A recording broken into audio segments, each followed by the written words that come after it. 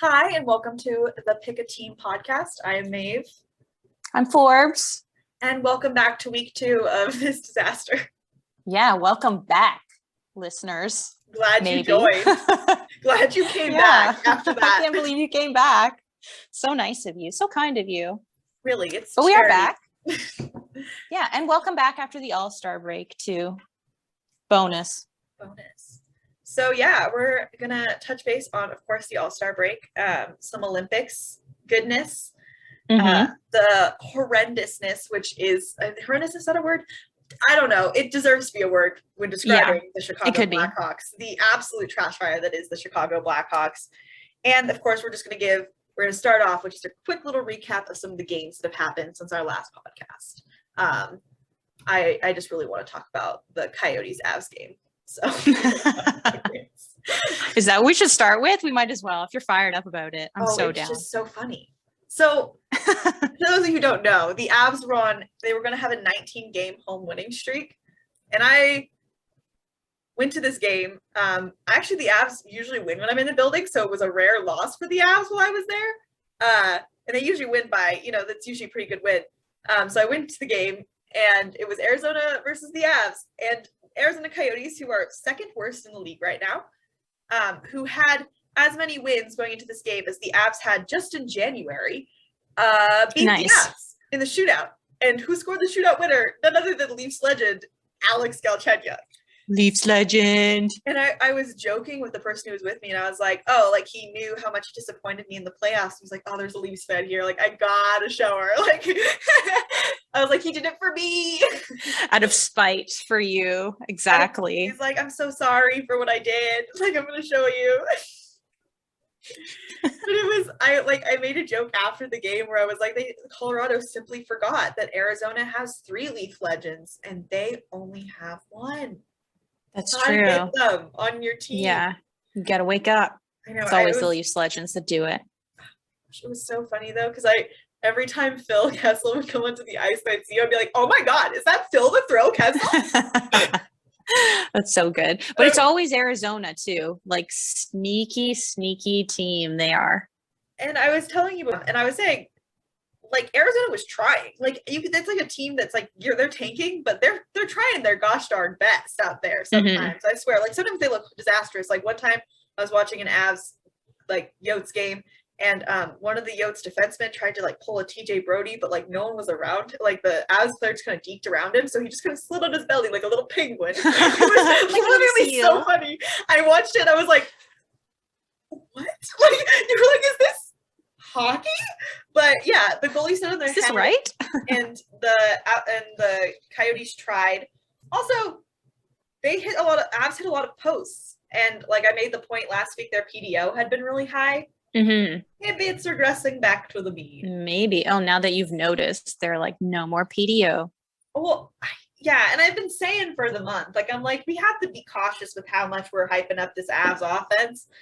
But not that I think that they're bad. I think that they could still score amazing amounts of goals without high PDO. But like with high PDO, it's going to look like they're unreal. Like you have to take that into account. I think it's fair to take that into account. And again, even with the regression, they're still going to be a good team. I just was like, there's been a lot of hit posts this game. Wonder if there's like maybe a reason that they weren't hitting as many posts before and like didn't seem to be as frustrated by goalies. But yeah, it was a total trap game. Absolutely hilarious. Did they have fewer shots on net against Arizona? I'd be curious about that. They were just kind of like burned. They had 40 shots on goal. Arizona. Oh dear God! It was another night of being goalied by Arizona. Goalied by Arizona, and like I said, the Yotes were trying. They could not outplay the Avs, so they took a lot of penalties because they were just like tripping people, trying their best to stop them, slow them down. So that was bless them. Like they were trying real hard. I was like watching them like this team has like fight in them. They really it's like, they're fighting. It's like they don't know they're supposed to be taking, but it just was the funniest way for the Avs. Like, and as a Leafs fan, I knew that's how it was gonna end. Like or I thought it was gonna I didn't know, but I came in and I was like, everyone's kind of being like, oh, easy 19-game win streak. And everyone's saying that. And I was like watching the game and I was like, something came over me. About this. Something came over me and I was like, And I think maybe it was the Leafs fan in me where it's like, for sure, where you can't, you know that you can't have nice things. Yeah, and it's like, Yeah. or it's also too, it's like, if this is gonna happen, it's like if this streak is gonna snap, it's got to be in the most embarrassing, weird. Like people would make fun of this team if it was the Leafs kind of loss. And so like for some reason I was just like, I feel like this is the loss. Like I feel like this is it. And what would have been funnier, like to get blown out like 5-1 Arizona, but the fact that it went to like a shootout, that's the like the peak hilarity of it, right? Oh yeah. And that Arizona tied it up with like a minute in the game. And Alex Galchenyuk, like I'm sorry, he had 2 goals on the night if you count the shootout winner. He got the first goal. So like Nazem Kadri also scored. So I was like, only Leafs legends allowed to score in the game, only that's what we're doing tonight. That was the theme. But yeah, Galch came up and like scored a shootout winning goal, and I just kind of was sitting there like, of course it'd be Galch. Okay. Like, of course. Like, I don't know. It was just like something so perfect about it where it's like, who's gonna snap this win streak? Alex Galchenyuk. And it's like, what? Oh my God. Like, you know, if you're thinking like, okay, like I was like, okay, so Coyotes beat like the Avs in a shootout. And you know, how do you think they like got there? They probably say like Clayton Keller or like Jacob Chikrin. Right. Those are their 2 still solid players. Maybe Phil Kessel, because Phil Kessel has like a good shot. So I could see them being like, maybe. Like, you know what I mean, though? Like, you know yeah, I mean? No, like, I totally get it. Phil Kessel's a good player, but he's not like what you would think would be a game breaker. But I guarantee you, Noah's going Alex Galchenyuk. That's who's scoring the game winner. Oh my gosh! How many goals does Phil have this season? Only 5. Oh, only 5 goals. Yeah, wow. Tragic. Wild. I also think it's good for you to like be there for a loss, because previously your record was perfect. You were like only wins when you were in the building, and now it's a little bit more even keeled, which I think is good ultimately. Well, I am 0 for 2 when it comes to the Leafs winning while I'm in the building. Actually, sorry, no, I'm sorry. I'm 0 for sorry, I'm 0 for 1 for 1. So I'm losing regulation once and losing OT once. I think I'm 0 and 2 for Leafs games. Yeah, I think I am. Yeah, but the thing is too, it's also like I saw the 2020 Leafs play, and like that was a team that was like you never knew what team you were gonna get. Like you got either like incredible caliber or you got absolute dog shit. Speaking of the Leafs, they've had a couple big W's since we last. No, we love the big dubs too. They're the best kind. But yeah, 7-1 over New Jersey. That was a week ago, but we still love to coast on that high. Oh yeah. Oh yeah. And it was great to see that. Like I was sitting in the stands at the Avs game, like watching the Avs play the Yotes, and I looked down. It's like Athletic has notified you, like Leafs have beat the Devils 7-1. I was like, oh my God, that's epic. Like, that's why the game was so much even more comedic, because it was like the Leafs won 7-1, which is like poor Devils fans. I'm sorry. Right? Like, oof. And that was going into that one too. You and I were like a little bit concerned. Like there were some like weird fluky goals. Like, will we give up the first one? Like Jack had been pulled after like 3 goals on 9 shots, but it all worked out so beautifully. They were like, let's put up 7 nails in the coffin tonight because, you know, we can do that. And Campbell was unreal. And since I had to get like work done, I couldn't fully watch the Leafs game before I had to go to the Avs game. And I like rewatched the broadcast the next day so I could watch, because I was like, oh, 7-1 victory. Like I gotta see this. The broadcast before it, like the Devils broadcast, they're like, we can beat the Leafs. We just have to keep up what we were doing in the beginning of last game. Oh, really? Oh yeah. Like it was bad. They were like, the Leafs didn't come out very good, but we did, and we just need to keep that energy and intensity, and like we can do it. And I was like, oops.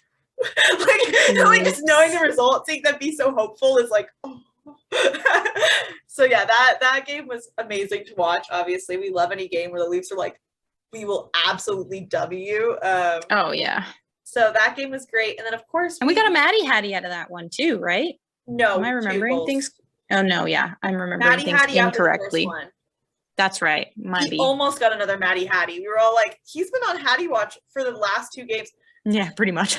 Also, we have not got an update. Oh, sorry, this is what happened in the Carolina game when he got hit. We still don't have an update on that. We'll go into the Carolina game now. We beat Carolina 4-3 in overtime.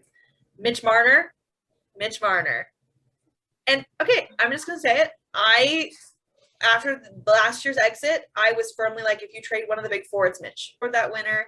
And I know he's been so good this year and been such a big X factor. So again, I was like, I still do think he's a frustrating player for a number of reasons. But I love him. Like I love Mitch. Like the thing is, Mitch Marner is. But I love him. Carolina gave Freddie's return to Toronto. We beat Freddie. Boo! There was no one there to welcome him home. My one big note, but that's COVID's fault, not anybody else's, I guess. I know, and Freddie. I love Freddie. I don't know if I miss Freddie. I think a lot of people are like. I don't think I miss Freddie either. That's the thing is like after the trade, you have Jack doing so well and Freddie doing so well. So it seems like the two parties who are directly involved, Jack and Freddie, are doing well. Like, so we should all be content with that. Yeah, I think maybe Freddie needed that. Like, I think maybe Freddie needed just to have a fresh start of a team. For sure. Absolutely. Because clearly he wasn't playing well in Toronto. And, like, obviously we've talked about this a little bit with Fred, where it's like, do we think he's going to turn into normal Fred in the playoffs? Right. And we both kind of were like, and I do that. I don't think if you see a goal, like it takes a lot to break a habit. And like, I don't know, if Freddie Anderson's really great in the playoffs this year, then I will eat my words. And I'll be like, you know what? Like he did something in the off season and it shifted him. Like it got him there. Because like, how do I phrase this? Not doing well in the playoffs isn't a play style thing. It's a mental thing. But like, yeah, based on like Carey Price's press conference, like just the way he talked about that series is kind of like, oh my God. He was like, yeah, don't get me wrong. It was really fun, but like kind of sucked ass. And it's like, oh yeah, because you're a goaltender under like the most pressure of your entire life. Like, yeah, holy crap. No, that's what I mean. Like, I think it's such a mental thing for Fred. Yeah. More than I think it is like a style of play thing because he's shown he can do it well. And like maybe he was coming off an injury. Maybe not. But like I just don't think that unless you found the goalie whisperer in the offseason, I don't think Fred is as different, like could be this different sustainably, if that makes sense. Yeah. So I don't know. Maybe he'll turn into a pumpkin and maybe I will eat my words. I love Freddie. We'll see. Again, love Freddie. I adore Freddie. Like Freddie, love him. Freddie's sister is actually on Amelie is on Denmark's women's Olympic team. I did not know that. And she plays defenseman, which is so charming to me because her big brother's a goalie and she's a defenseman. Yeah. I don't know why they work together. They work together. Like she has to help him out. Yeah.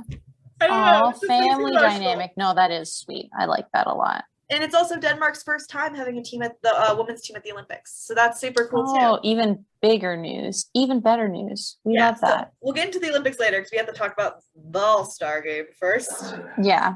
Also, P.S. We do have a bit of an update on Maddie after taking a hit to the back of the head in like the final minute of, was that in overtime or in regulation? No, it was in regulation. Yeah, it wasn't regulation. It looked scary like that Tavares hit. Yeah. So, but as per Mark Masters this afternoon, Austin is, quote, feeling pretty good. And general consensus in the locker room is that, like, it's not too bad yet. We don't have any reason to worry. But he did not skate today, and they do not know if he will skate tomorrow in practice. So. Well, they said they were going to give him the day off today regardless. Exactly. Of the All-Star break. And I honestly think, you know what? Keep him out for as long as you need to keep him out. I don't know who we're playing next. Let me see. Calgary on Thursday. Yeah, you can afford to keep them out. Yeah, that's true. Like, I'm not saying Calgary's bad. Calgary's a decent team. Like, no, they are. You just need, no, I know exactly what you're saying. Like, Maddie could sit out, but as long as like Tavares shows up to like meet Mitch where Mitch is at right now and just like have a lights out night. Yeah, I agree. You can be totally fine. Calgary's actually a winning record without Austin in the lineup. I did not know that. 2 of those games against Edmonton where we like shut them down, I think Austin wasn't in the lineup for those. Oh yeah, he had that weird like sort of was in protocol, but then wasn't in protocol. No, it was for the COVID. wrist. It was the wrist. Oh, thing. that's right. Mhm. That is right. Oh, God. Yeah, when the Rocket Richard with the busted wrist, that man is not human. Like but yeah, Doesn't make actually, any sense. it's funny though, because again, I will fully admit that after the playoffs, I was like, if you trade a core piece, it's got to be Mitch. But we have a losing record without Mitch, and I also said this too, where I was like, you don't win a Mitch Marner trade. Like I Yeah, understand trying to make the point and trying to shake up the room, and like I get that, or like freeing up cap space, you can go out and get a bunch of other players that can help you. But like, you don't win a Mitch Marner trade. That's true. You That is don't. accurate. It's the team is better with him on it. The team Mhm. is better with Mitch, and because again, I love Mitch. I like his style of play. He gets frustrating at times when he doesn't do certain things, but like I enjoy him, and I think I'm really happy he's a Leaf. And I would really actually hate to see him not a Leaf. It would kind of crush me. So the All-Star game, I was in and out because I was watching women's hockey at the same time. So I was right not on 110% focused. Because here's the thing, I watch best on best on the international level. I would rather see that than an All-Star game. Mm-hmm. Yeah, especially when the All-Star game was like maybe 60% All-Stars, maybe. And then, yeah, the rest is just like, well, we had to send somebody. Well, so yeah, I also missed a bunch of super skills as well or skills comp because I was not home from work yet. So I saw some bits, not everything, but I don't think I missed a lot. I watched the like highlights. So I saw those. Exactly. Soup won the Super Save challenge. So Super Saver, he won. Or Super Save, he won. So that's that one. Like did I miss for breakaway challenge? Because this is the one. Okay, so like, wait, let's do. Alex Petrangelo won the breakaway challenge. Right. That one's the most controversial. So we'll talk about that one last. So what else is it? Fastest skater was an upset, which was great because McDavid lost something, and I'm a little bit petty. He's great, but Jordan is way cooler that Jordan won. So I think it's more fun when there's an upset. Like I love chaos. Except back the skating backwards challenge because that was super fun. Yes, that was always super legit. So, anyways, so they've gotten rid of a bunch of stuff. What else was there? Oh yeah, that fountain thing was stupid and annoying. Yeah, Jocelyn Lemoufou killing it.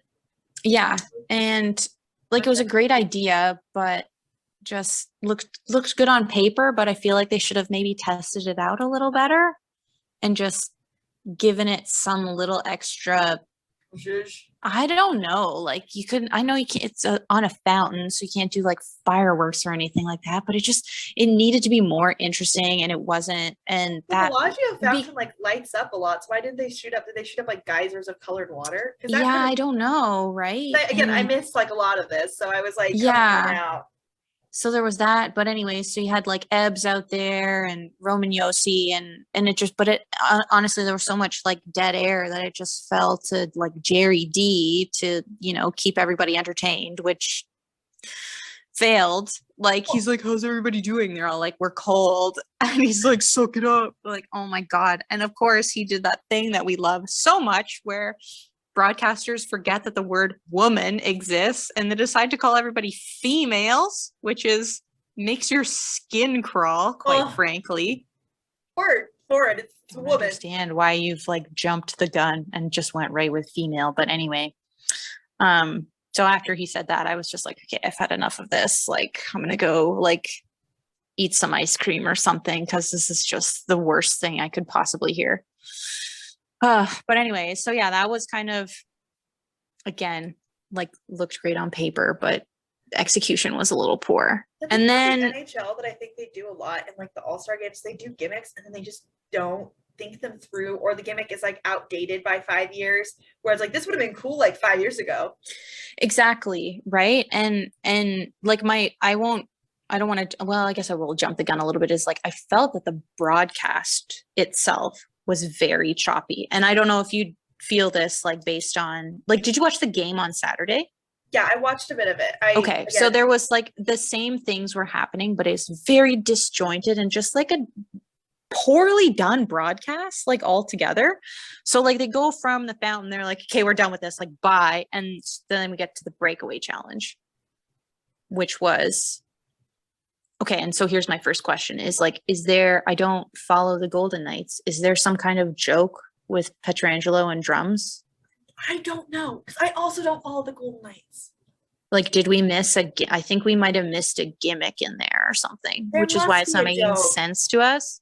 Because like I like the Golden Knights. I kind of follow them, but I think it's just that they're like that's like they're like I don't know. The Avs called them the Selly Squad, where they have like a bunch of drummers who like play like Let's Go Avs on Okay. the drums. So I think it's their equivalent of that. They just Petrangelo used them because it was like Okay. I think that was it though. I don't think that because I've never seen Petrangelo referred to as like drummer boy or like I don't know what the connection is there. And I don't know if they're like, oh, we're obligated to throw a softball to the host team, but like, good Lord. well, especially considering the mini Hughes, the magic trick, like that is like so like obviously DeBrincat did his like little his hangover thing where he dressed like Zach Galifianakis, which is fine. Yeah.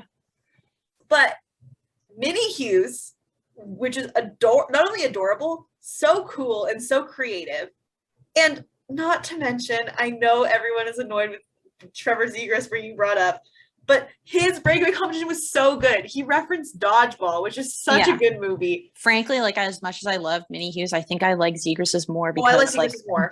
Dodgeball is like a childhood like classic. Oh yeah, which is horrific to say. Like that when you grow up on like the media of the mid 2000s is so goddamn cringy. But like, why are you the way you are? Because that was one of my favorite movies when I was like a preteen / teenager. Still, anyways, but yeah, so he won for me because like the Average Joe's jersey was just perfect. Average Joe's jersey, the blindfold, his shot that he did, and he actually scored too. Yeah, so like everything about that was really cool. Like they had the balloons coming at him, like the dodge was like everything about that was cool. Like you know what I mean? Like the mini Hughes thing was cool, and I was like, oh, that's really great. But everything about it, like the shot that he, like even the mini Hughes did a cute little like shot too. So I was like, oh, okay. Like, but of their bit, I like the sticks over the glass was like, it was because it was perfectly in sync. I was like, oh man, this is like figure skating caliber, like 10 points. They were right on time. Beautiful work. Yeah. But yeah.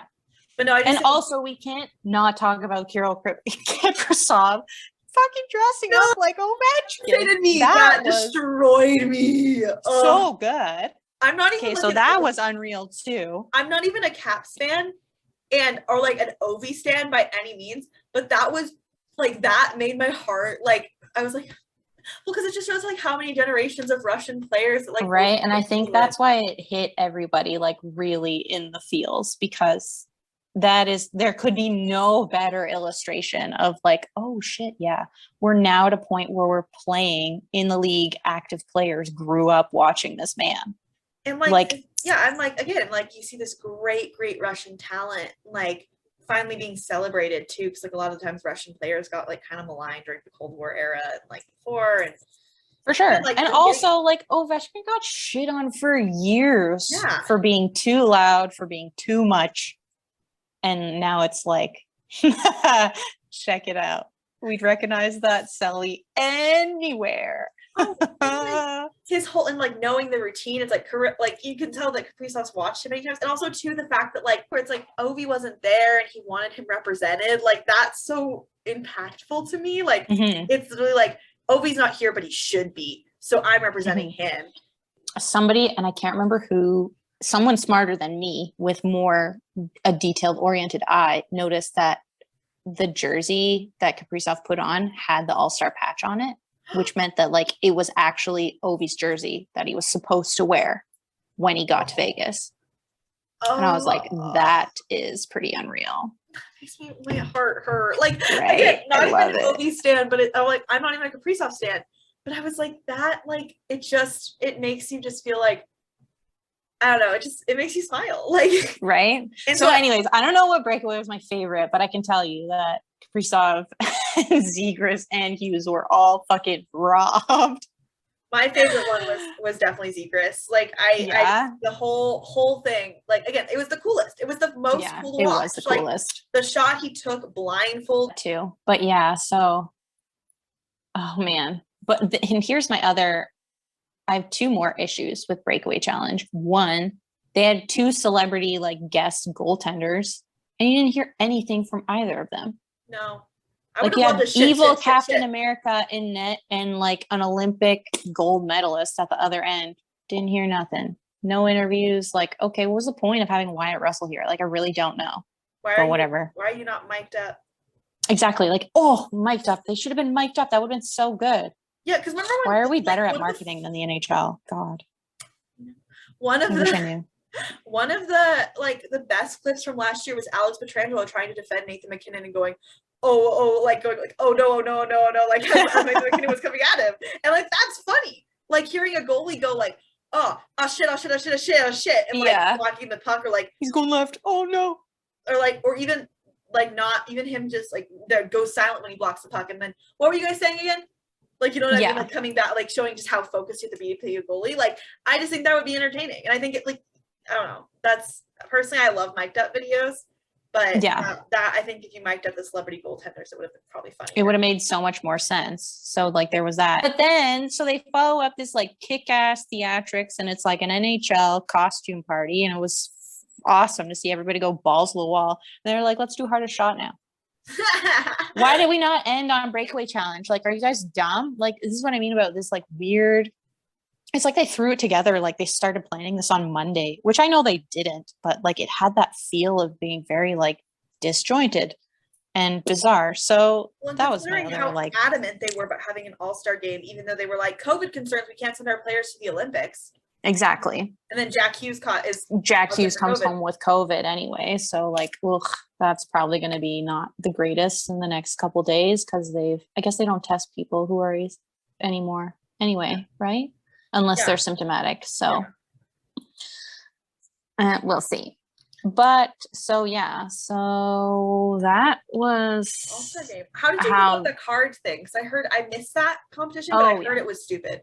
The cards thing was another one. Like looks like seems really great on paper, but didn't they like but in practice, and then like they just stopped the game? It was weird. So like the only difference between with the fountain challenge, and this is not to disrespect anybody's character or anything, but like you had a bit more personality playing 21 and 22. Like you had Pavelski, Austin, Naz, and Stamkos, who were just like going off with each other, and like they had really great chemistry, right? So like that was what was the saving grace of that. Also, no Jerry D narrating that. Brady Tkachuk made absolutely zero fucking impression on me. He's just like standing around in the background. I was like, okay, whatever. Well, I think it's because like no offense to Brady Tkachuk, but I think Matthew's the personality of the family. Friggin' cards and like whatever like scaffolding rig they built, like those guys took out at least 3 light bulbs, like exploding lights, because they're getting hit with pucks, which again, I'm like, who planned this out on Monday to have it ready for Friday? Like, what the frig is going on? So anyways, it was just like, and like there was a couple times, when they do accuracy shooting, they put the 4 targets, but they like explode when you hit them. So it's kind of like, ooh, these things, like there was like a point where like Pavelski hit like a 2, and he took this little like guitar pick sized chunk out of like a 12 by 16 card. And you're just kind of like, what's his score right now? Like, okay. Like, and it was kind of funny. Like a couple like plays went wrong in a little bit. It was like, I think the first shot was a 2, and it's like, okay, or the first shot was like a 3. You got to beat a 3, and someone got a 2. And it was like, that's pretty funny. But again, like, it was just kind of like, this is really lame. Like, this is so fucking lame. Again, like what I said about the NHL's gimmicks, like I feel like their gimmicks are always just miss the mark. Like they're either not executed, like it's like, who thought about this execution? Like who planned this? Who built this? Or it's like last All-Star game, they had that weird like dude perfect trick shot thing. And it's like, that's fine and dandy. But like that gimmick, I feel like trick shots weren't exactly in vogue then. Like, you know what I mean? Like what's more in vogue for like hockey trick shots is like the cool, like you pull it around your body and you Right. go, like, you know what I mean? Like flip the puck, like handle the puck a lot. And like, I feel like that's more cool than like, I'm standing up and I'm going to hit it from far away and it's going to go bounce, bounce, bounce and in. Like, yeah. Like, I feel like that era of that style of trick shot video, like, kind of went out of style about 5 years ago. But that's what I feel like. You know what I mean? I feel like it's just this, they're like, oh, you know what the kids love these days? Trick shots. And it's like, yeah, we do. But like hockey trick shots that are cool right now that we like to see are like when you absolutely like confuse the shit out of a goalie or like absolutely destroy a defenseman's ankles. Like, you know what I mean? Because you're like, that's what we like to see. We like to see like something like that more than we like variety to see, or like you hitting it from far away and it bounces off something else and bounces into the net. Yeah. Like, I don't know. We want to see like between the legs, like, yeah. But I will say it's like better than like they got rid of that. Like, remember they used to have that stupid like mini net challenge where you'd have to like stand at the blue net line and fire it into these little like friggin' bobby pin sized nets. Like that was kind of annoying too, but whatever. Yeah, but I don't know. I'd like rather see like a stupid obstacle course on the rink, like on the ice, I think, than I would 21 and 22 again. But I guess at the end of the day, we can't discredit them for trying new things. I think the fact that we have to give them like E for effort, like the fact that we have to give them like participation points. Yeah. Is accuracy is good, like fastest skater is good, but then the weird ones they throw in there, and it's like I get you're trying to be fun, but honestly, what I would love to see is like I would love to see like I don't know, like I just think there's more entertaining things you can see. Like I would love to see Connor McDavid absolutely destroy some defensemen. Like I want to see him walk through 2 defensemen and score a goal. Why don't they let goaltenders play forward? I want to see shit like that. Like do wacky stuff, a goalie right? goal competition. A goalie goal competition. I would love to watch that. Where it's like the goalies have to shoot from their own net and see if they can make it into the other net. Exactly. Like I would think that'd be hilarious because you know how much people freak out when a goalie gets a goalie goal. We love like it'd be so cool. I don't know. Maybe I'm biased, but I just think a goalie goal competition would be really cool because everything when someone made this point, I forget what podcast's point was like. Everything when it happens with the goalie is cooler. Like fights are cool, but when it happens with the goalies, way better. Like you love a goal, but when a goalie scores a goal. And like Giroux MVP, which we love for him. Giroux's another one where it's like he's quickly becoming another scapegoat player in Philly. Such an important dude. I love him. But yeah, he needed that. Yeah, and had also, the trade value. Also love all the Flyers fans being like screw all the Flyers fans who wanted him traded. Like you guys, there was people who were like, yeah, see what he does when he's not on the Flyers. Like maybe Giroux isn't the problem because I think. Man, some Flyers fans love to find a scapegoat. And then they love to get that player traded away only to figure out that it's not that player that's actually it's not that player. Problem. Like, he did pretty well. Like when he was playing with not the rest of the Flyers. Like, oh no. But yeah, so I love that MVP for him.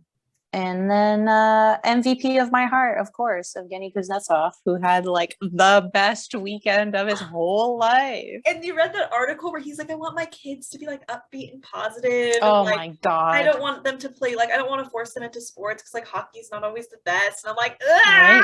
Kuzi needs to be protected at all costs. Like I can't with him. He's so great. I've always thought he was hilarious. Like he's honestly, he's another one who's like, you are chaos embodied, and I love it. Oh yeah, big time. And I think that's really funny. Like I think like when he like I don't know some of his like puck personalities where I'm like, Kuzi, what the fuck? Like when they're like, what's your skill? And he was like sleeping. And also finally that we're gonna go to the All-Star game next year in Florida because the whole friggin' all of hockey Twitter was there except for us. So who organized the trip while we were not present? Like, we had no idea. We're not in that group chat. How did we didn't miss the memo? Like literally, how did we both like? When did they organize that?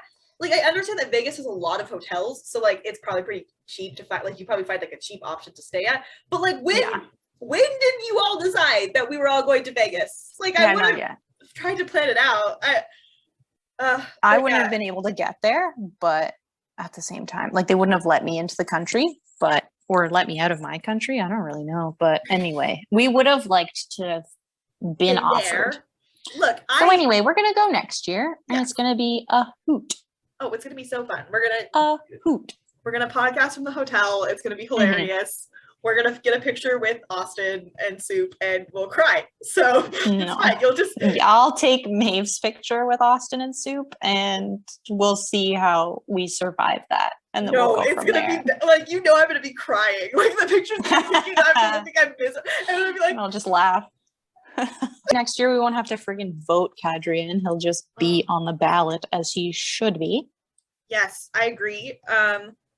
Would love to see Nas in that context. Also, man, it was -5 degrees the day of the All-Star game, like here in Denver.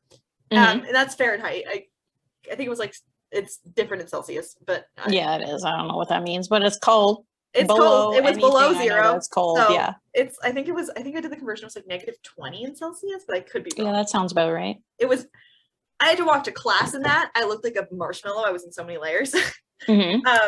But I was like thinking about it. I was like, oh, you know what would be nice right now? Florida. Like, I was like, you know what sounds nice? Florida. Yeah, they're like out on the fountain, and they're like, oh man, it's pretty cold out here, and I'm like, what the frig? I googled it, and I'm like 9 degrees Celsius. Like, frig off with this. They weren't wearing jackets, but still, this is like a lovely summer fall's evening that you're describing. They're like, oh, it's pretty freaking cold out here on the water. I'm like, yeah. I was like, I'm not really a beach going girl, but like heat sounds a little nice. Like it sounds like we wouldn't have time to go to the beach because we'd be too busy making best friends with everybody there, Michael Bunting and stuff, who's going to be there next year for sure. All-Star. I would love that. I want to meet, like, honestly would love to meet. Like, I guess my final takeaway from the All-Star game is that the NBA All-Star game is next Sunday, February 20th, and I'm going to watch it, and I know I'm going to be entertained. Oh, well, they say so. I'm interested in the comparison between those two things because this league is run not great. It's run by idiots. And I want it to be better in so many ways. But yeah, we're having trouble growing the game. If you knew nothing about hockey and you had tuned into that fucking fountain thing, you would have been like, what the shit is this? And you would have flipped after 45 seconds. Been like, what else is on? Well, also too with basketball, it seems like the players are like genuinely honored to be there and like want to be there. Where I feel like with the Soup was super happy to be there, and like makes sense. He's had like it's such a symbolic moment for him, like through his whole journey. But it also is like some of the best players skip it. Like, and also too, like I think a point I make where it's like the NBA skill competition is open to any player. Yeah, pretty sure, which I think is kind of cool. Like, because honestly, I think that'd be a better way to include all the different teams' players than doing this, like, oh, one team from each player to each of these division teams. Like, I would actually kind of love if they brought back, like, whole all-star draft and we just kind of did, like, the here draft are the best players in the league. And the vote should be here are the best players coming back, in the league. for sure. Here are the captains, and then they can pick their teams. Or, like, even if you make the teams assembled on, like, I don't know, something. Like, you're just like, oh, random team. Like, even that would be kind of fun. But, like, if you do that and then you let teams, like each of them can, for the skills competition, can send like 1 or 2 people who win like their fastest skater competition in practice. Like they do their own little skills comp, and like whoever wins gets to go to the All-Star game. Like that's fun. That allows representation from multiple teams with multiple players. And it also makes the skills competitions more legitimate. Like you get to see like, or maybe probably like the top player, right? Because you don't want like 15 people from like the Arizona Coyotes coming. But like, you know what I mean? Like, who is actually the fastest skater? Like, you know how everyone was joking around, like, my boy Ilya could like beat this record. And, like that'd be more. It like, who doesn't want to see a person like? Because you don't have to be a good player to be a fast skater. And Ilya McCabe's really good, but you know. Yeah. Yeah. Hi, Roxy. Roxy's like, I'm here for the show. She loves it. I don't know, the whole thing with the All-Star, that's my whole thing with the All-Star game too, is it's like the players don't respect it. And then like how is it, and they don't try. And it's like, how do you get it to be like fun trying? Like, you know what I mean? Where it's not like I will say the one good change that they made was like making, so when the game used to be on Sunday, oh my God, what a dog shit fiasco. Like everybody was just straight up like hungover. So hungover. And then you'd have these like ridiculous like, oh, final score 10-11, like Central and Atlantic. And because Jesus Christ, a 22 goal hockey game in 20 minutes because they were just like either still wasted or hungover. So the fact that they get like you get Saturday afternoon and evening to go fuck around and do whatever you want. Like, I think that's an improvement. I still think there were hungover people at the All-Star game on Saturday, like, of course. 100%. But like, to your point, like, I don't really think they give a shit. No, they don't, and they don't want to get to injured, be there, like a little, which is justified. Like, they don't want to be injured, and that's fair. Like, that's 100% fair. Like, and I get that, but it's still like, it doesn't make the game as legitimate when you don't get that performance. Yeah. So yeah, at the end of the day, I think the only win that came out of that was Tom Wilson is an all-star, and everyone who doesn't like Tom Wilson can suck it. I cordially invite them to suck it. I'm so neutral on him. I'll win you over. He's never killed a leaf, so I haven't had a reason to be like, fuck you.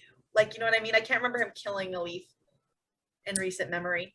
I'd have to think back to the 2017 playoffs. I don't think so. If he did. I don't remember, because I think we would talk about it more. Like, I think Leafs Nation would be like, remember that hit he put out on, like, his Leafs Nation. I want to say he did fight Nas at some point in that series, though. Like, a fight is different than a hit. And yeah. I love that for Nas. Oh my gosh. I think that happened. I'll have to fact check that. Oh, because I don't really remember that. Like, I think it was the first playoff series I watched, but I don't remember, like, it very specifically, which is weird for me. I think it's like Leafs fans, they don't forget when things happen. No. Like, when a player like gets hit, they're like, every time Tom Wilson did something that someone could consider dirty, they would be like, remember when Tom Wilson hit our player?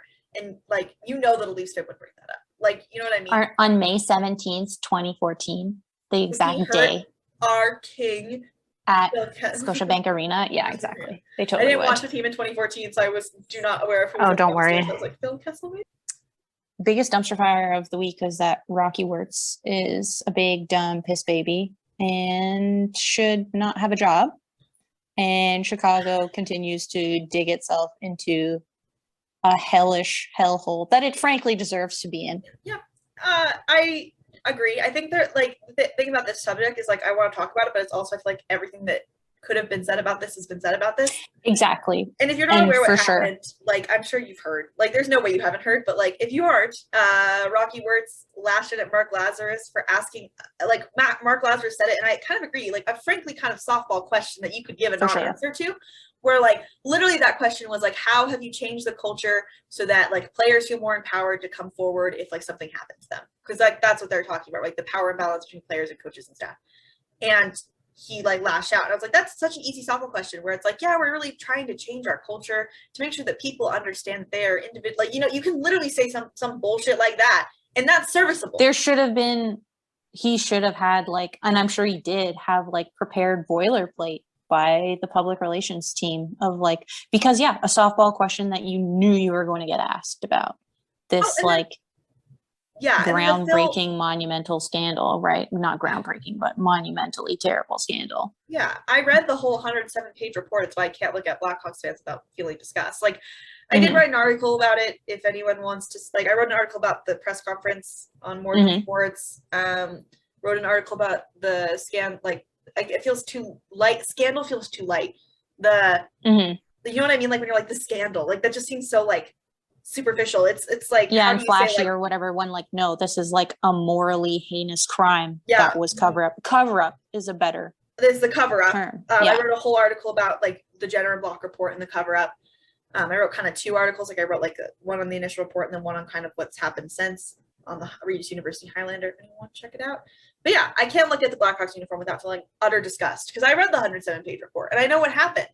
And, like, Rocky Wirtz not understanding that, like, if people, like, you can't just move on from something like that.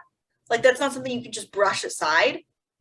Is so disgusting. Like, it is. And, like, the logic behind it is like, well, I paid my $2 million fine. Why are you guys still talking to me about this? And the logic, which is atrocious. Like, you have learned nothing. You also do not care about the people you hurt. That is the logic. Because if you cared about the people you hurt, you would be like, oh my God, I can't believe this young player was sexually abused in our organization.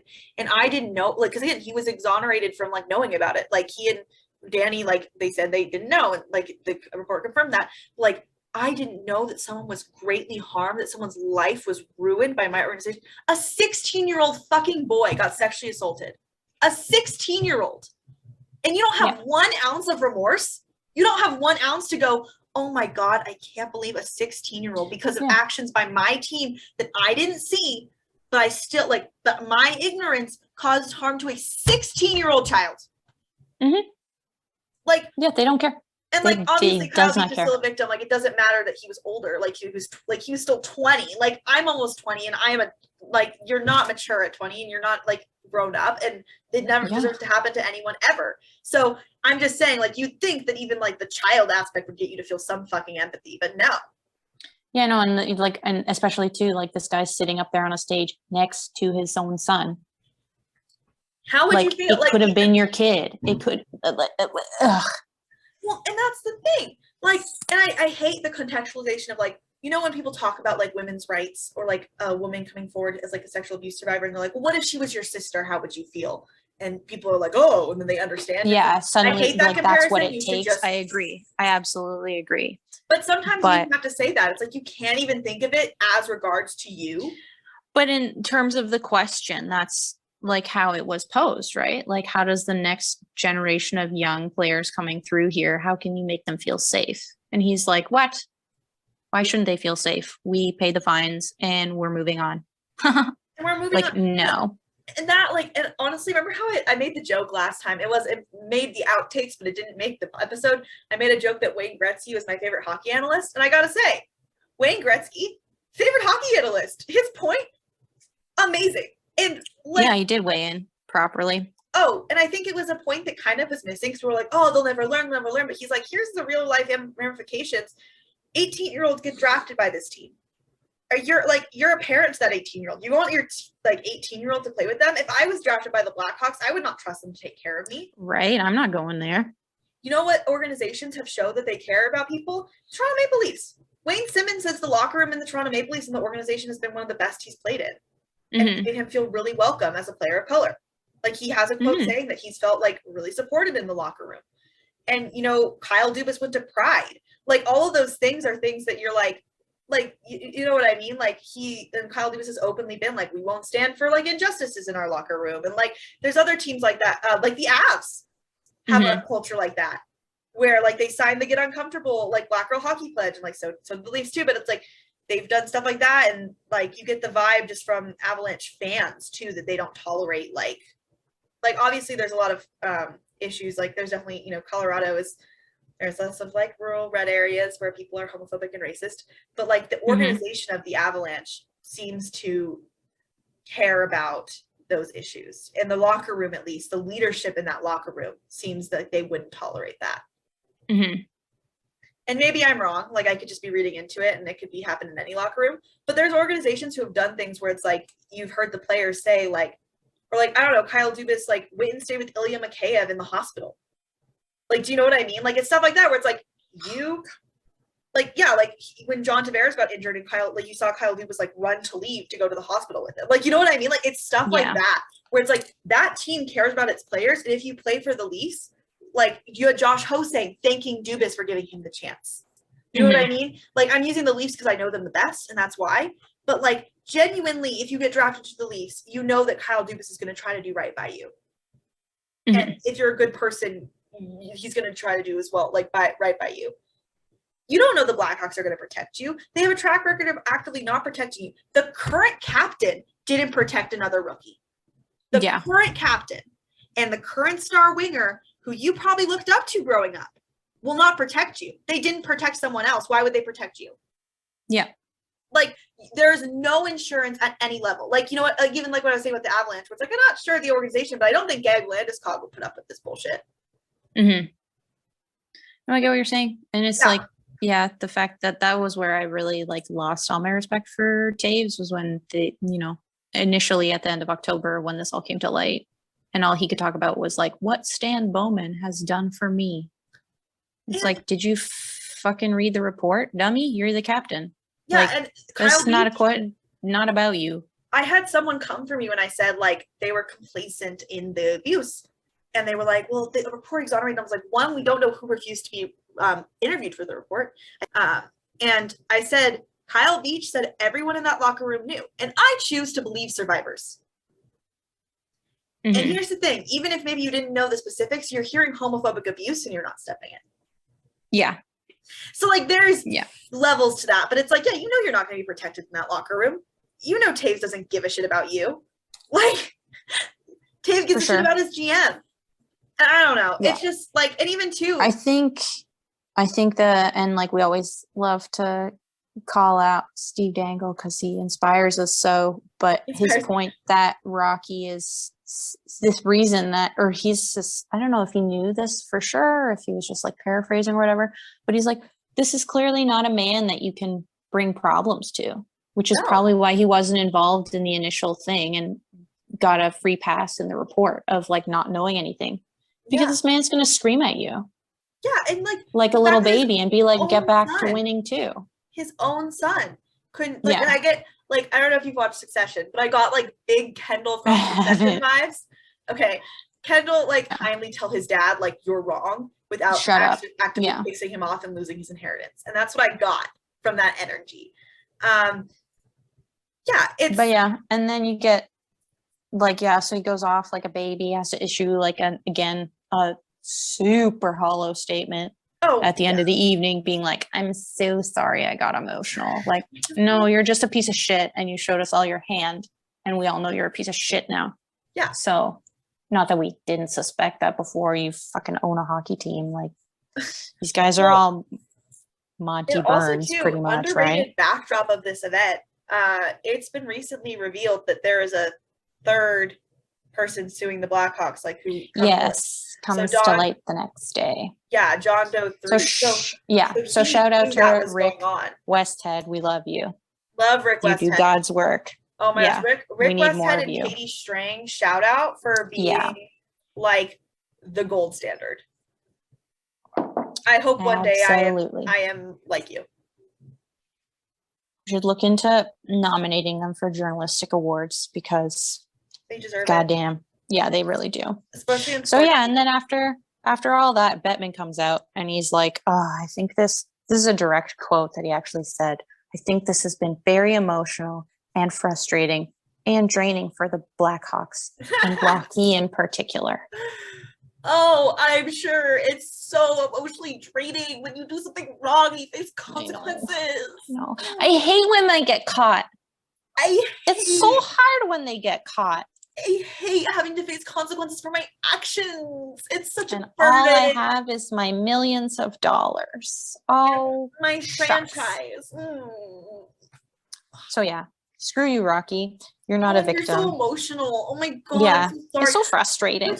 Also, like, think about how we typically talk about people who throw tantrums like that, and it's usually you're not qualified for this job. Please step down. Yep. And you know he's not going to step down. You know Bettman won't make him because the owners own Bettman. What a circus that is. But it's also like I think about Rocky is like, oh my god, stop talking about that one thing that I did. It's like, no, this is how history works. Like you should not be absolved and you will not be absolved. And we're going to keep bringing it up. Until you're gone. I think this is what you will be remembered for, which is I think the thing that he doesn't get yet is that this is your legacy, you idiot. Yes. And you know what would have changed that legacy if he was like, I didn't know and I am so remorseful that I didn't know. If he had made 1% effort to try and make it better, there would have been something positive going forward. I will offer Kyle some emotional support. I will reach out to John Doe too. I will offer that person counseling. I am devastated that this happened. I want to support. I'm going to donate a bunch of money to survivors of sexual assault. Anything. Like I think so. Was it Steve Dangle who put it out? Again, Steve Dangle. Love to shout out that show. Please listen to the Steve Dangle podcast, guys, if you just want a good listen. But he said like it was in that initial report when that press conference came out, like Rocky didn't say a word. It was all Danny. And you wonder why. Like Danny had to handle it. And it's like, like now looking back, it's like, I wonder why. Because maybe if he handed like Rocky that mic, he would have been like, court absolved us, we're all good, you know, like we've never done anything wrong in our lives, but like there's no way Rocky even remembers who Kyle is. Yeah. Like, you know what I mean? Like, and if he does, like, he views him as a problem and not as I did a bad. It is this man has made my life hell by coming forward. That's exactly what the tone is that like, oh man, it's been so difficult dealing with Kyle Beach. Like, are you guys high? Like, come on. It's that lack of empathy thing. It's that not understanding humans. Like, we touched on this last week. Like, we get that it's a business and it has to be run as a corporation. That's fine, whatever, make your money. But like, this is insanity. And like, I don't understand how many more of these we have to look at and listen to before they should not have any more. They should have canceled Chicago's season after that outburst. You guys don't get to play anymore. You don't get the rest of your season. Go home and think about what the fuck you've done and come back in September with a fresh attitude. Well, and let's talk about Phil Thompson, who came in and asked, like, he tried to get an answer. And so was like, hey, following up on Mark Lazarus' question. And, you know, he was like, he insulted the Chicago Tribune sports column, which is like, dude, like, wow, low bro. It's like, your boss is a bitch. Like, that's kind of what you're saying there, right? Like, you're literally being, well, your boss sucks, so why would I answer you? And it's like, that's not how this works. Yeah, but it, like, he then asked, he's like, okay, well, my actual question is, I've been talking to season ticket holders and they're losing money on their tickets. Right. And he said, are you in our ticketing department? Yeah, ask the ticketing department. Like, are you in our ticketing department? How would you know? And it's like, I just know, like, obviously attendance issues are being down. Like, I was disgusted to walk into an Avs game and see as many Avs Blackhawks game and see how many Blackhawks fans I did. Like, I'm looking at these Taves and Kane jerseys. And I'm like, how the fuck could you wear that jersey? You know, why do you guys still have these? That? Like, I couldn't. You could hear me starting to yell. It fills me with rage because I think about that report, I think about that interview, and I think about that paper I wrote, reading those and watching that and thinking about it. And I think about all that when I see that fucking jersey with the Taves on the back, and I want to scream, he knew and did nothing, and you choose to wear that jersey. You choose to wear that. And this is not even getting into how initially I was like, it's kind of a bad look to wear a Native American person's face on your clothing. Like, that's not like in a very uplifting way. It's in a caricature way. Which, you know, Julian McKenzie on the CJ show made this point where it's like, this would be a great time for the Blackhawks to like fully rebrand. Totally rebrand. Yes. Get a new logo. Like, you know, I don't like, honestly, like they call them the Hawks. They're like, the Blackhawks is not like specifically it's not like the Washington football team's old name or the Washington Commanders old name, right? Where that needed to like change. You could just like, your mascot could literally be a hawk, and that's dope. Like, I don't think there's a problem with that. Like, it's also, I think it's like a military reference too. So like, there's so many cool things like you could do and rebrand and stop. Like, you could even keep the colorway and just do something different. Make it a bird, like make it a hawk, like make Tommy the logo. Yeah. Like Tommy Hawk. Yeah. Why do I know that? God. Which also is. Yeah, exactly. Which in and of itself is like gross. Yeah. Really? It's real gross. And so I think this is the time to like, I think that point was really good. They're not going to do it, but this would. No, they won't. They won't. And like, that would be the smartest decision you could make. Is the irony of Kane and Taves. Yeah. Trade Kane and Taves. Change the logo. Separate them. Yeah, trade them to wherever the frickety frack you want. Banish them to the ends of the earth. I don't give a shit. Everyone's like, Kane to Buffalo, Taves to Winnipeg. And I'm like, great, yeah, sounds good. Banish them, because that's where they're from. Go die in your hometown. Yeah, go die in your hometown. But like, do that. Call it a rebuild. We're doing a full rebuild. Rebrand. Like, remember how the Leafs changed their logo when they got Austin Matthews, right before they got Austin Matthews? They like changed the logo and like and they weren't even doing it because of like a bad reason. They just were not a good team. Like, you know what I mean? Like, change the logo. Rocky Ward step down. Danny come into power. You know, don't involve, like, erase the 2010 Cup memories from yourselves and don't think about that. Talk about like, and like make an effort going forward to like be a voice about it. Well, and like be open and transparent. Also, too, another thing that shows the Blackhawks will never learn is the fact that who they hired for their GM search, Patrick Sharp and Marian Hossa, 2 members of that 2010 team. And the report said specifically there was abuse going on in the locker room. Kyle Beach's interview said that everyone in that locker room knew. And yet you go out and hire 2 people from that locker room to choose the future of your franchise, who I read like an article, like a summation of an article, which essentially was like, oh, the GM's gonna have so much power. And it's like, didn't we say something about giving people too much power in this fucking organization? Yeah. No, and I mean, like, the ultimate irony at the end of the day is that, like, Rocky gets up there and he's like, everybody who was involved in that is gone. And it's like, you're here. Except for the words coming out of your mouth, because you're still here, stupid, and you're freaking out like a little baby, which clearly means that you're the biggest problem. Yeah, and you know who else is here? The captain. Yeah. The captain of your team that is still here. And, like, I know I've been going in on Taves, and some people might get mad at me for that. They'd be like, there's no proof he knew. And it's like, I tend to believe what survivors have to say. Kyle Beach said he knew. I think it's pretty hard to be in a locker room and hear like homophobic abuse and like stuff like about sexual abuse and like not hear about it. Like, I think that's really, especially if you're the captain, like, and also 2 people being like, oh, he was like young. He was 20 years old. I'm almost 20 years old. And I know that sexual assault is wrong and should be reported. Also, like, Kyle was 22. Exactly. Like, he doesn't deserve to have that have happened to him, like, at all. Like, no. Come on. I don't. Any excuses that get made, because this is my other kind of point. And, like, I've never been in a hockey locker room myself, but, like, wouldn't Kyle have gone to the captain first before going to management? Wouldn't that have been his most comfortable point, is Taves?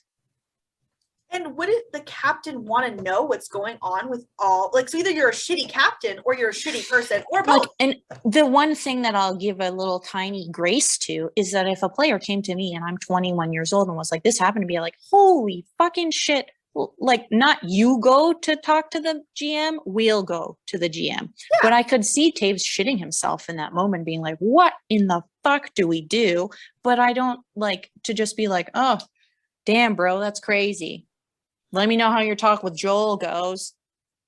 Like, and I don't know if that happened or anything like that, but it seems logically. And even if you don't go to the captain, right? Like, even if you're like, fuck, this happened, I can't tell, like, star player Jonathan Taves this happened, like, he'll judge me, like, you know, hockey culture's fucked up. Like, the fact that he was met with homophobic abuse just goes to show, like, why maybe you didn't want to tell your captain. But, like, if you're captain, you should know what's going on with your players. Yeah. Like, why is this player upset? You should know. Like, you should be there for your players and you should know what's going on with them. So either you're a shitty fucking captain or you're a shitty person, or more likely, which I believe is you're both. I think there's a strong argument that can be made for that. But yeah, this dumpster fire will likely continue to rage, unfortunately. I know. A little bit, if we can. But yeah. So I don't want to do it too abrupt of a tone shift, but we can talk about the Olympics. Yes, that's true. Watching the Olympics, I do have to just preface this by saying China should not be hosting the Olympics. They're committing like awful human rights abuses against the Uyghurs. I just want to start with that. These Olympics should not be in Beijing, and I feel that very firmly. But I have been watching because I did get told to cover it. And so I have been watching the Olympics a lot. And women's hockey is fantastic. And Canada and the US look great. Obviously they had a game last night. US got goalied. Kind of sucked. We got 53 shots on net and scored 2 goals. I can't. It's so bad. Excuse me while I do the Jack Campbell shoulder. You're like, yeah, go Team Canada. Yes, and you know, I've been loving covering women's hockey. Obviously, there were some bad takes about Olympics women's hockey this week. I want to dive into that, but like, oh my god. Side note: Rosie DiMano, columnist for the Toronto Star sports section. She's the only woman in the department who I think writes. I could be wrong on that. I haven't fact checked it. But she has been in that department. She's been in the department for years, probably at least 1 decade, if not longer. She published this article the other day that, women's hockey doesn't belong in the Olympics because Canada and the USA are so good that no other country should participate because it's embarrassing for them. And if you win an Olympic gold medal as a female hockey player, your medal is cheap. That's basically what she wanted to say. And hilarious, a foul opinion, ultimately. But like, so I really think that my like real stance is that in order to publish this, she should have had to go to Haley Wickenheiser's house, Dr. Haley Wickenheiser's house, and read this to Haley on her front porch. And then she could have published it. That should have been her, like, draft process. Because, like, what a fucking sham this is. She would have had But honestly, who's a woman hockey player who just is known for, like, starting shit? Like, who would punch her, no doubt? I don't know. Somebody. But, like, oh, man. Was it, like, oh my god, who keeps getting, on the US, like, Abby Murphy keeps getting roughing penalties. Oh, really? Yeah. Oh, man. So I would say her. Say it to her face. Like, yeah, I'm sorry. Exactly. They beat you right. up. But also, tell them that their medals are cheap. I wonder if they wanted her to be the one to write it because she was a woman. No, but this is the thing. This is how we know it's all clickbait, is because if a man had written this article, would, like, I don't even know, like, the scope of what a barrage of, like, you're a fucking sexist idiot would have happened. So that is why Rosie wrote it, because she can hide behind the card of, like, well, I'm a woman, so it's not sexist of me to say this. Like, you're still an idiot, but whatever. No, the reason... Yeah, it's still sexist, too. Sexism is not based on your gender. You can be a sexist woman. There's plenty of them out there. Right, we know them. So this is my what I would guess is, because this is the second time this year the Toronto Star has done, like, a stupid planted clickbait story. The first one happened in November. Damien Cox posted a screenshot of him like putting his book into his, like, Indigo cart, and the other open tab was free private sex or something like that. Oh, I remember that. Everyone was, exactly, like, and then, like, screenshots of their screen with Exactly. And so my first, like, I have 3 other windows. Like, no one has 2 tabs. I'm sorry. No one has 2 tabs. Especially that's not how we use the internet. As a writer, oh my god, no way. Exactly. So I think I would have been more believable if he had like 8 or 9 tabs open, but the tabs would have shrunk. So you only would have seen free priv and not free private sex. So that was just like a stupid clickbait, let's sell some books bullshit thing. So that's why I think this is the same thing. It's just like, let's publish some crazy bullshit that people will freak out about, which is whatever. But this is a fucking newspaper. Has to stand behind this? Really? This is what you guys are doing? Like, I don't really care about Rosie. I'm, like, disgusted at the Star. What are you guys doing? And I get this is the National Enquirer now? I get like, that what? journalism is like there's a lot of newspapers that need reads. But, like, this is not how you get it. This is not how we get there. Oh my god. Like, especially again as someone who wants to get into journalism.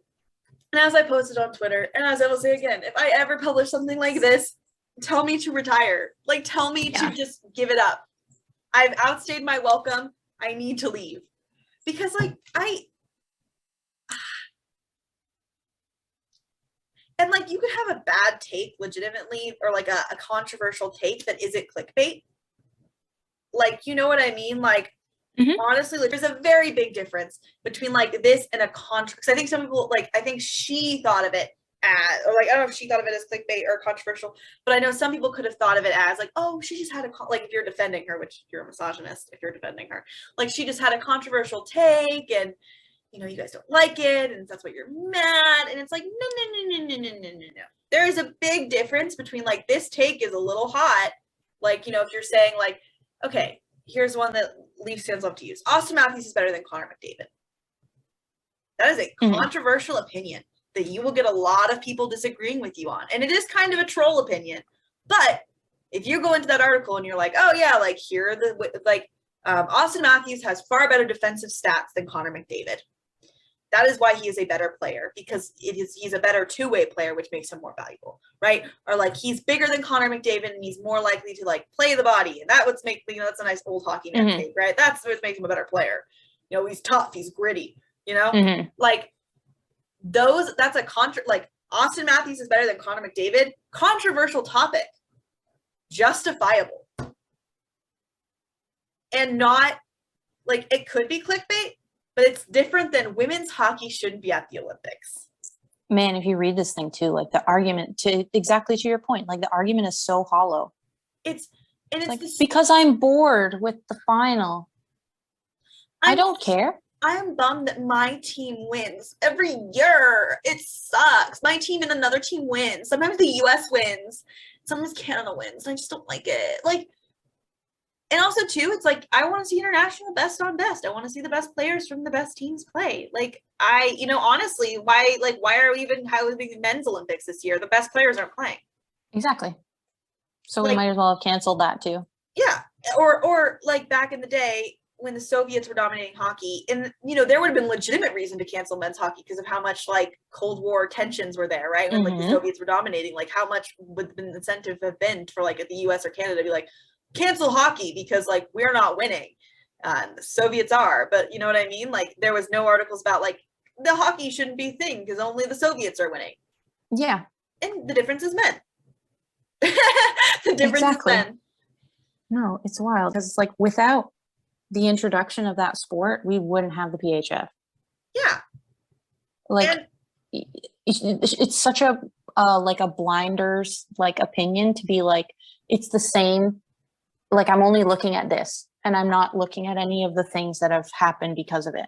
Well, I haven't noticed the Black Girl Hockey Foundation. I haven't noticed I've never seen a PHF game. What? Who's the Toronto Six? I'm sure she's wondering to herself. I've never heard of that. Michaela Grattman is who? Isn't that an album by Drake? What? Who's Drake? You know what I mean? Like, are you friggin' Well, it's also too, some things to look into. Denmark, for the first time, has a women's hockey team in the championship. Japan won Group B or something like that. Yeah, Japan won Group B. What else? China's back with a women's team since 2000 for the first time since 2010. Like clearly, this sport has a hold, and women want to play hockey, right? Oh yeah, and like beyond the players, it's like because like you know we are who we are, like Twitter nerds, but like the whole fucking timeline was awake last night watching that game. The whole fucking timeline. And even though I like know I would get like roasted because I am American and like all of my friends on hockey Twitter are Canadian. So I'm just kind of like do. Yeah. Again, you know, in the men's hockey, we don't know who I'm gonna root for. We don't know. I might root for Josh Hosang and Team Canada. Who knows? Yes. I might root for Matthew Nice and Team USA. I was gonna root for Team USA if NHL players went because Austin Matthews is gonna be on Team USA. And like, how can you not root for your favorite player? Was gonna be such a betrayal. I was about to go off, frankly. It's a little bit of a silver lining that they didn't go. Well, it's not a betrayal. Like Team USA about to take my star player and my emotional support goalie. Like, oh my gosh, yeah. But like, I honestly bought my Team Canada hockey hoodie because or crew neck because I wanted to be able to cheer on Tavares and Marner. So cute. Because I would have cheered for both teams. Probably would have rooted for Matthews in the end and Campbell because you know I love Matthews and love Campbell. Honestly, I could have rooted for Sweden because William Nylander should have been on the Swedish team, and that would have been a fun team, man. William Nylander on that team, so fun. Yo, the Swedes are always a great team. Always. It's like is a running bit in this show just gonna be that we love Swedish people because like last time we both talked about how we like wanted. Like I was like I would love to marry a Swede like last time. Yeah, this is gonna be a running bit. We just love the Swedish. But they always get like the most, like they just have the loveliest team in the end. Like really. And they're always fun. Yeah. Trying to remember who was on Team Sweden last time. But anyways, women's hockey belongs in the Olympics. Yes. And Rosie DiMano doesn't belong in sports journalism. That's really the end of that discussion. Yeah, we should stop having this sport because the best players in the world are too good. That is her argument. It's so stupid. It's literally like the best players are too good. That's what I mean. Like the cheap medal thing, like that's so dumb. But like even then, like it's like one, the games are taxing, time difference, all this stuff. Obviously, women's hockey is very, very hard. But even then, like think about how much like the like U.S. Canada rivalry is. Like in a gold medal game, like there's no way you're not playing like with your whole ass in that game. You know what I mean? Some of these women are playing against their partners. Yeah. The mothers of their children. Yeah. Like, and you're telling me this is first of all, men's hockey could never. I yearn for the day. Never. I yearn for the day. I yearn for the day that a Canadian man and give an it to American us. man fall Give in it love. to us. We want it. I want it but like so bad. a cheap medal. Get out of town. Get out of here. It was a cheap comment. All in all, a cheap article. That was cheap. Yeah. That's what was cheap. But anyways, cheap take. Anyway, yeah. I think we're done ranting for the day. Oh boy. Yeah. So next week we will have more games, obviously, more Olympics. You'll figure out who the heck I'm rooting for. Yeah. It'll be fun. Yeah. More Olympics. Because I forget when men's hockey starts, but probably this week, I think. So we'll see what happens there. 10? That's when the first Team USA game is. Okay. So, yes. And then we'll have more Leafs games. Leafs are finally playing a normal schedule. Playing a normal schedule again. Oh. It's so Love good. to see it for my boys. We do love it. So far, we're 2 for 2 in February, and I'm hoping that we go 12 for 12. I would love to go 12 for 12. Every day, a little bit closer.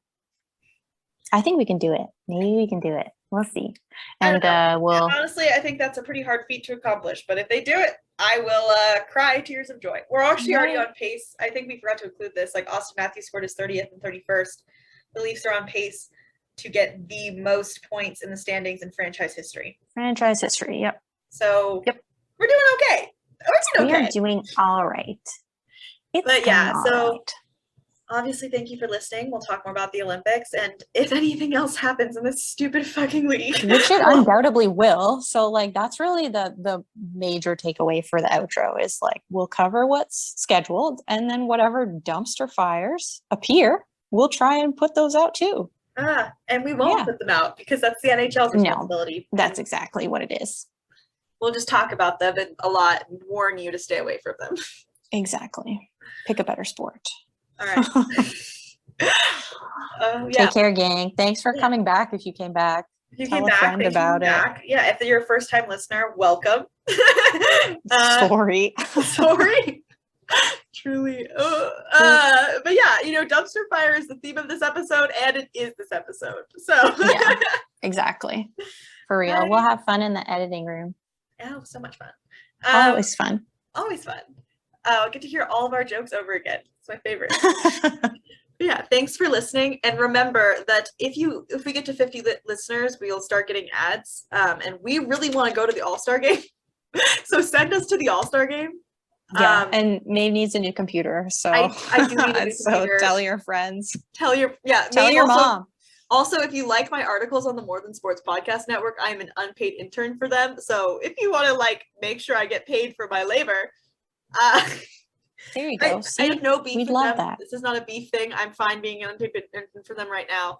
But yeah, if you guys want to support me, I do need a new laptop. I am a broke college student. I am supporting a cat on my own. So many things. Oh my God. It's all good. I live, I survive. But yeah, so thank you for listening. Remember to like and subscribe and all that jazz. All the fun stuff. And also, again, you can find us on Twitter. I'm at Cecilia Maeve. She's at Forbezilla. Forbezilla, yep. And our podcast account is at Pick a Team Pod 1. So come check us out. Come follow us. And coming back. And we'll see you next week. We hope. We haven't scared you off. We really do. You guys have a great week. Bye.